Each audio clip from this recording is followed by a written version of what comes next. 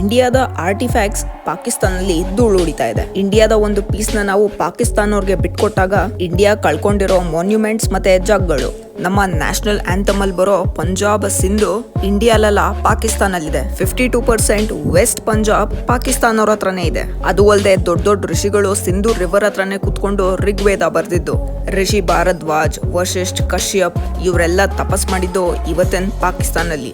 ಅದಾದ್ಮೇಲೆ ರಾಜ ರಣಜಿತ್ ಸಿಂಗ್ ರೂಲ್ ಮಾಡಿದ ಲಾಹೋರ್. ಮಹಾನ್ ಸಮ್ರಾಟ್ ಅಶೋಕ ಅವರ ಅಶೋಕ ಸ್ತಂಭಗಳನ್ನು ಕೆಲವು ಪಾಕಿಸ್ತಾನಲ್ಲೇ ಇದೆ. ಅದ್ರ ಜೊತೆಗೆ ಬುದ್ಧ ಸ್ಟ್ಯಾಚ್ಯೂಸ್. ಪಾರ್ಟಿಷನ್ ಆದ್ಮೇಲೆ ಪಾಕಿಸ್ತಾನವರು ಆಲ್ಮೋಸ್ಟ್ ಎಲ್ಲಾ ಹಿಂದೂ ದೇವಸ್ಥಾನಗಳು ಮತ್ತೆ ಸ್ಟ್ಯಾಚ್ಯೂಸ್ ನ ಹೊಡೆದಾಕಿದ್ದಾರೆ. ಇನ್ ಕೆಲವು ಒಂದೆರಡು ಉಳ್ಕೊಂಡಿರೋದು ಇವತ್ತು ಅಲ್ಲಿ ಧೂಳು ಹೊಡಿತಾ ಇದೆ.